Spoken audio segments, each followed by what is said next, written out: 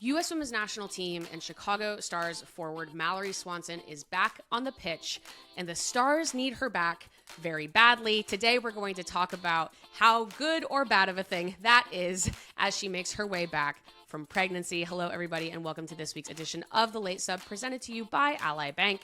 I am your host, Claire Watkins. It is Wednesday, May 20th, and yes, we're going to do a deep dive on Mallory Swanson, the incredible attacker who is returning to a team in great distress on the pitch. We're going to talk about the different, kind of norms of players coming back from pregnancy in a very positive way.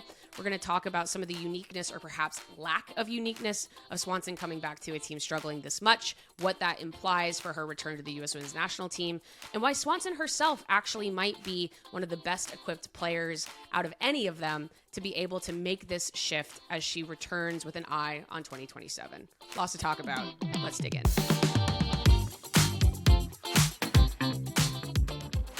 So last NWSL weekend, we saw a very welcome return to the field that has implications at both the NWSL and the international level. Of course, yes, Mallory Swanson hit the field for the first time in over 18 months, maybe the last 15 minutes or so of Chicago's game at North Carolina. Again, she's been away from soccer for over a year, coming back after giving birth to her daughter Josie in November of last year, not rushing anything as she continues to sort of build physically, but certainly with an eye towards what the rest of the year could look like for her, of course, for Chicago, but also, again, as the U.S. Women's National Team is ramping up into qualifying later this year and certainly a World Cup next year. And Swanson presents a pretty unique case that we're going to break down today, I think, as someone who is obviously operating in a new era of resources for new moms at the professional soccer level in women's soccer, which is really great, which in turn has encouraged more U.S. Women's National Team players to plan families. She will probably always, in some ways, for the next year or so, be compared to the same return made by Sophia Wilson, who has made her return a little bit earlier, a few months ahead of Swanson, after having her own daughter in September of last year. And Wilson was able to get minutes starting at the very beginning of the 2026 NWSL season. She's worked her way into the U.S. Women's National Team picture already as well. I think we're obviously expecting to see Wilson on this June friendly roster that we'll probably be getting next week.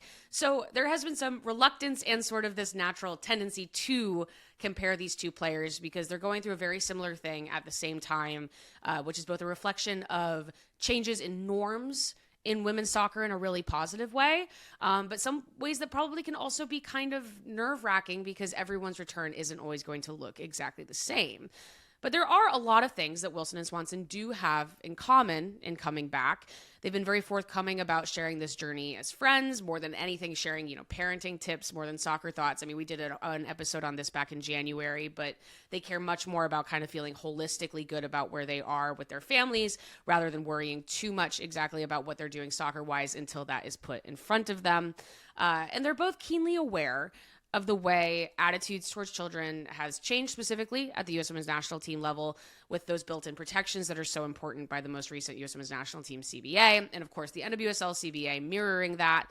And then even just a specifically welcoming attitude from manager Emma Hayes. It makes players feel like there really is room. There's time and there's room in the context of a 4-year major tournament cycle to make those off-field decisions. And I like that that is at the forefront because when you are talking about a return from pregnancy, I think for both players even, you want to take each person as the individual and talk about them as much as the people that they are just as players.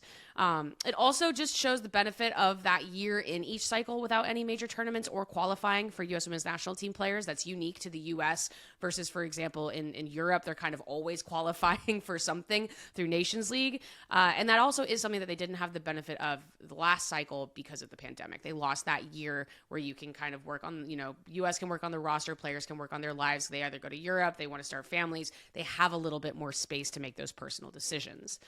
And Swanson was very clear on Saturday. She's not the same player she was before her pregnancy or before having her daughter because she's not the same person that she was before having her daughter. She referred to the experience of coming back from pregnancy as the journey to the starting line rather than the journey to the finish line, because whatever happens next is going to be different than what came before for her, which is important in the context of Swanson's entire career in many ways. There are some poetic similarities, but there are also some very key differences in Swanson's return than Wilson's. And that could define the next 6 months of her ramp up to being on the pitch full time, maybe being in for club and for country.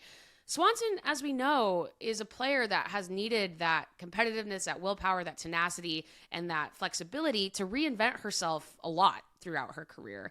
She obviously got her start as the next big thing at the U.S. youth levels. She scored in the Olympics as an 18-year-old in 2016. She won a World Cup in 2019 at the age of 21, but then did not go to the Olympics in 2021 due to form, was playing the soccer of her life before a catastrophic knee injury that held her out of the 2023 World Cup, then came back again to be an essential part of the 2024 gold medal winning squad in Paris at the Paris Olympics, then takes all of 2025 off due to pregnancy, and is now making yet another return. Swanson is comfortable with reinvention and in taking steps back and coming back into her best soccer.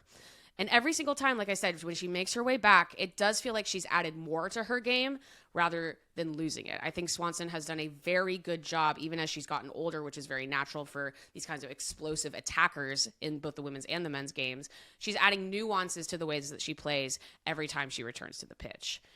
But Swanson, also maybe a little bit different than Wilson, faces a really challenging road ahead, simply in the form of the club she's joining back up with, right? The last place Chicago Stars.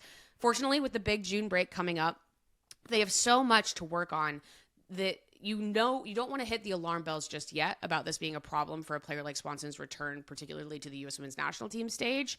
But it's something to monitor because she's walking into something that is a little bit chaotic right now. Wilson, again, for example, walked into an attack that had been waiting for her. Again, we talked about this in January. I wrote about this before the NWSL season began. There were other dynamic players excited to bring Wilson back in and had been thinking about her while she had been away. Players like Olivia Moultrie, Raylan Turner, there to really pick up where the team left off. Portland, as we know now, sits in third place in the NWSL standings. The Stars, however, sit in 16th out of 16 NWSL teams so far with a negative 18 goal differential. That is 12 goals behind the second worst goal differential held by Boston. And in part, that's because they have only scored 4 goals all season. And that is somewhat of a unique situation for a player that, at her best, is considered a front runner to start for the U.S. in a major tournament. The player standing out on a bad NWSL team is not unheard of in U.S. Women's National Team history. I think especially if you go pre-Andonovski, that was not uncommon, and we'll talk about that for a second, sort of dig into some of the past instances of this. But I do think that norms have changed significantly in the context of club play over the last few cycles. Hayes cares about the way players are playing for the clubs. She cares about what club environments they're in.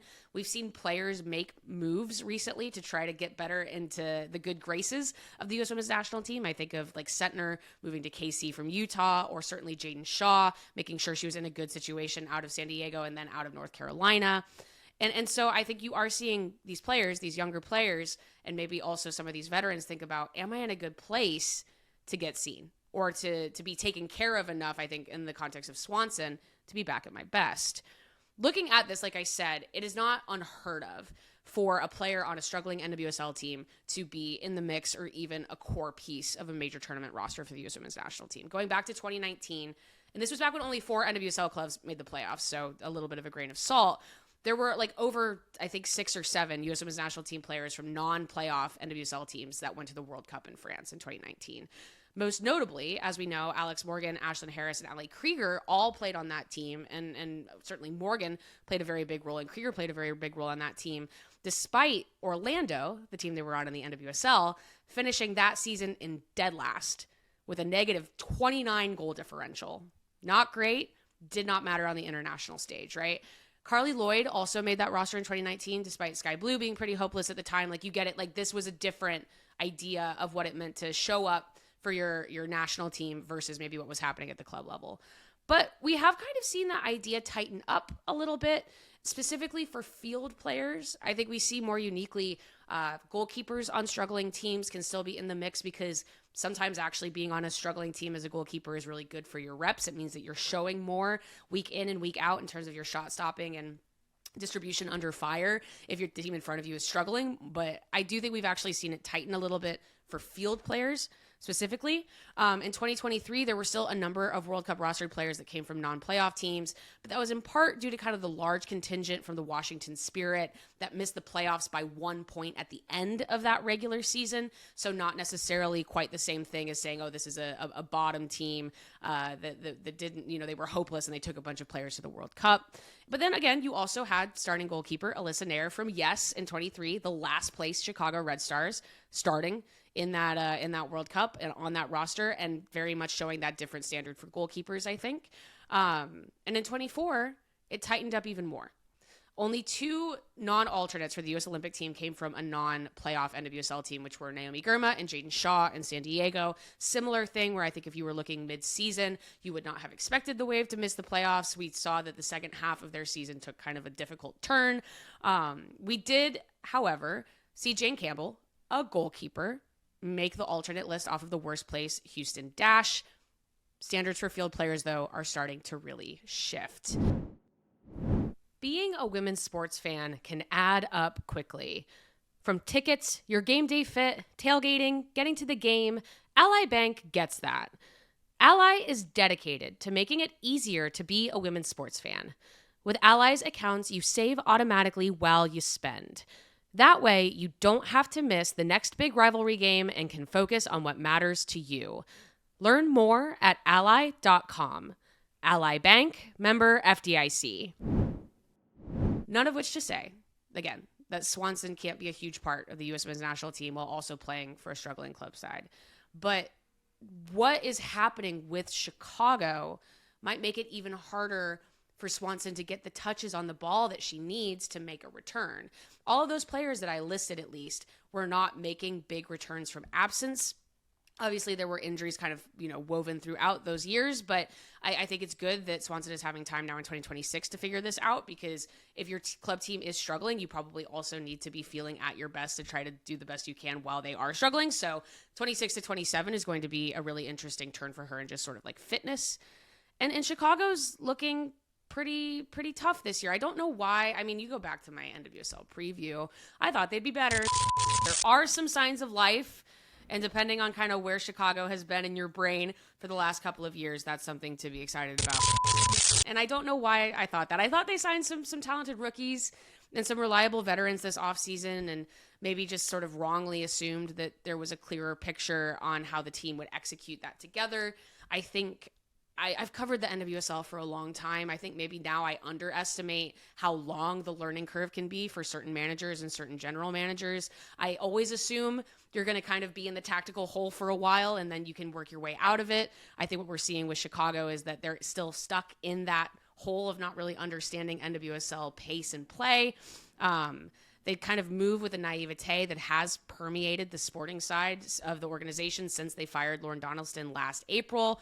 We're still seeing, General Manager Richard Fuchs continuously prioritizes the kind of reductive, old-fashioned, what you would call Euro-style tactics of a lot of possession, slow build-up, slow reactive defensive movement to clear counterattacks, without actually signing the players to make that kind of possible style work. Also, again, I think that is a little old-fashioned in the context of the way people like to play in the NWSL. The NWSL is a much more possession-oriented league than it was even 5, 6, 7 years ago, but that possession has to be purposeful. Cannot be possession just for possession's sake. That does not work. We have continuously seen it not work. You have to have the end goal of actually cutting through the other team's defense, or you are going to struggle a lot and you're going to be under fire a lot, because this is also a great counterattacking league. And then the Stars kind of doubled down on that style with the slow hire of head coach Martin Schungren, who joined the team in the offseason after almost a full season of coach searching. So Donaldson goes in April of last year. They search and search. They go through multiple interims. They land on this new coach, but he can't come in until the offseason. It just slows everything down just in case this doesn't work. And it also just kind of seems like it's not working. So the Stars are, again, kind of behind in being nimble on what they want, what results they want. Why would a coach who is struggling this much still be in this position? Why did it take so long to get him into the position to sink or swim? It's all just slow. It's all a little bit naive. And I'm not saying that other teams haven't struggled this season. The Stars aren't the only ones, but it's getting worse. And their defense has really been drowning recently, with only 2 upsets at home. Their only bright spots this season. And those have just been kind of like wacky games where they jump on a team early. But their opponents, frequently ship multiple goals against them. All but one of Chicago's losses this year have been by multiple goals, with only, again, 4 goals scored themselves over the course of the entire season. So some of that I think you could look at and say, well, Swanson will come back and that will get much better. They're not scoring goals. Now they'll score more goals. And I would like to think that that's true. I don't like that pressure placed on a player coming back from pregnancy. I think Chicago is trying not to place that pressure, but also at what point is this manager coaching for his job? At what point is this general manager, trying to fix things for his job? You don't want a player like Swanson coming into chaos, and you don't want her carrying that load. But the flip side is that she just never touches the ball when she's on the pitch. We'll see how it goes. Their perceived unwillingness kind of to hold a basic floor standard for the way that they want to progress and play does make you wonder how long this particular situation can even hold. Quick break before we get back to the show. Sometimes a plan comes together last minute. A must-watch NWSL Prime Friday night match turns into a spontaneous tailgate, and you realize you don't have anything in your team's colors. That's where Amazon Prime comes in. With Prime, you're always ready for any last-minute plans. Same-day delivery, it's on Prime. Visit Amazon.com/Prime to find millions of items delivered fast. Available in select areas, terms apply. Not to say in the past, and this has kind of been a slow descent for Chicago, as we know, we've seen the bottom drop out from time to time, but they have tried to kind of make Swanson a Band-Aid-like player for them, and to her credit, she has been able to do it. I think when you look in 2024, I think is in many ways Swanson's magnum opus as a club player, despite actually probably seeing more club success in other seasons. She played in Chicago less like a traditional left wing that year, more like a floating playmaker, given kind of the entire length of the pitch to cover as she saw fit. She'd drift centrally to make runs. She'd dip into the midfield to create chances. Sometimes she'd receive the ball on a defended corner, run it up the entirety of the field, and score on her own incredible individual sequence. She was doing a lot for them, and she is not the sole reason they made the playoffs that year, but it's pretty close. And she's played in a lot of different positions. Again, this is why she's such a good international player. She's played in the corner of a box midfield. She's played as part of a 2-front in a 4-4-2. She's played more as a traditional winger on the left side. She's incredibly well-rounded in her experience, which at this point makes sense because she's no longer this young player anymore. She's 28, and she's got a lot of major tournament experience, and she's got a lot of club experience, and she's played in a lot of different areas. I just wish that I trusted Chicago's leadership more to know how to utilize that. Which leads us to this week's segment, Smart Play. This segment is brought to you by our partner, Ally Bank. Ally is dedicated to making it easier to be a women's sports fan, starting with providing the tools you need to spend and save. Ally Bank, member FDIC. There are ways for Chicago to try to integrate Swanson into what they've been trying to set up in this first third or so of the season, but they cannot keep playing the same style. With Swanson needs to come perhaps a tactical change. And in order to take a step forward, sometimes you have to simplify, right? The Stars can't get stuck navel-gazing in their own half of the pitch the way that they have in recent weeks, especially with the injuries they've now sustained for 2 of their goalkeepers now in longtime veteran Alyssa Nair and very good signing Katie Atkinson. We know Swanson is a killer in space, and Chicago won't even have opportunities to provide her service under the defensive pressure they've been seeing. Sweep the ball out quickly, absorb and counter with the genuinely talented attackers the team has on this roster, not just in Swanson, but also in Jamise Joseph, who's gotten her own opportunities with the U.S. Women's National Team this year, and Canada International Jordan Heidema. Those 3, that's a functional attack. That is a functional attack. It does not need to be bad, just so long as you can hold your own or at least get things out quickly on the defensive side if at some point you do have to figure out that perhaps you have a talent deficit there in some way, or even just a structural deficit, let's say, if not a talent deficit. Even in 2024, the Stars as a whole sometimes struggle to play to Swanson's speed of thought. And the key to speeding that up has to come from getting them time on the ball, those 3 attackers. Create a defensive shape that follows the other team's attacking ball carrier less, develop an off-ball identity, and let your virtuoso sing in space. This is like tried and true, check the box. This is how you figure it out at the NWSL level if you're still evaluating a roster, which it does seem like that's still where Chicago is at. And this is where the summer break could be a huge asset to the Stars and to Swanson as she gets her feet back underneath her. Because for the Stars to succeed in whatever shape, way, shape, or form that looks this year, they have to play to Swanson's speed. And I don't mean speed in her feet, I mean speed in her brain, and not ask her to slow down to match their tempo. And that is the only smart play to get this team out of the basement. And just like Mal always makes the smart play, Ally Bank helps you feel confident in your money choices with smart solutions that can help bring clarity to all of your financial decisions. Learn more at ally.com, Ally Bank, member FDIC. So, all of that being said, the Chicago problem aside, yet to be seen if Swanson is truly ready for a U.S. Women's National Team call-up for June. We'll find out more this weekend and the following weekend after that. I do think we'll probably get that roster announcement next week, as I said up top. But she is guaranteed a look sometime in the future due to CBA pregnancy protections. And of course, I think Hayes would love to have her back in contributing. One note on those protections is that those call-ups do not need to be for a major tournament based on coach's discretion. But there are these 2 spread out windows before qualifying. That's not a huge deal. The qualifying roster itself, I think we talked about this last week, could be interesting because of just sort of how truncated and streamlined that process is going to be for the U.S. But what Swanson can achieve in a Chicago environment that's always changing will impact probably how much time she gets back in with the U.S. and at least impacts her ability to feel like she's at her best going into those environments. And there are important strides. I do want to shout this out. I've been hard on Chicago on the field, but I want to give credit where credit is due, right? There are important strides being made to help players coming back from pregnancy or absence in general. I keep mentioning Wilson. She's going to get to play in a new $100 million facility should she stay with the Thorns past this year. The Stars are developing their own exclusive facility retrofit that I'm sure they're hopeful to have ready sooner rather than later.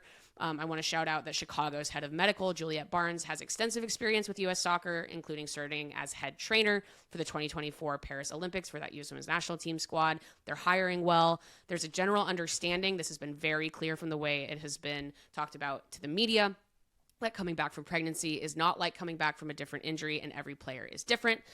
Both Wilson and Swanson do play their club games on turf. Not great.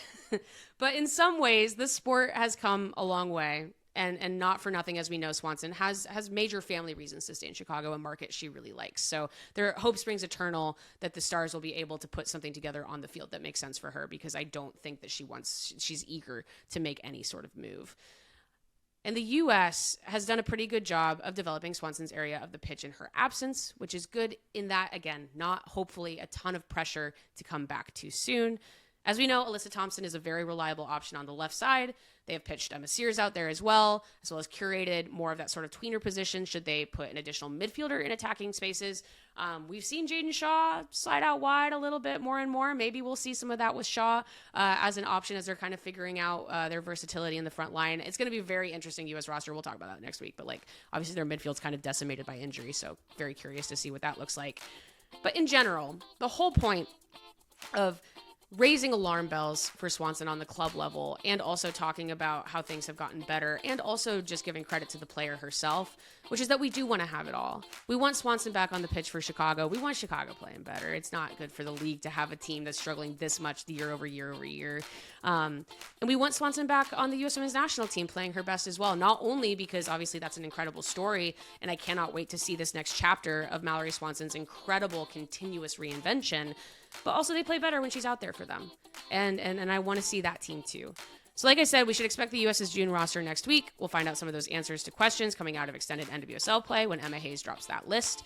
Whether we see Swanson on it or not, it's a situation to monitor, and we can only just sort of hope that things get figured out as we get through this June break into July, because there's a lot of pieces in play at both the club and the international level to see how a player like Swanson returns.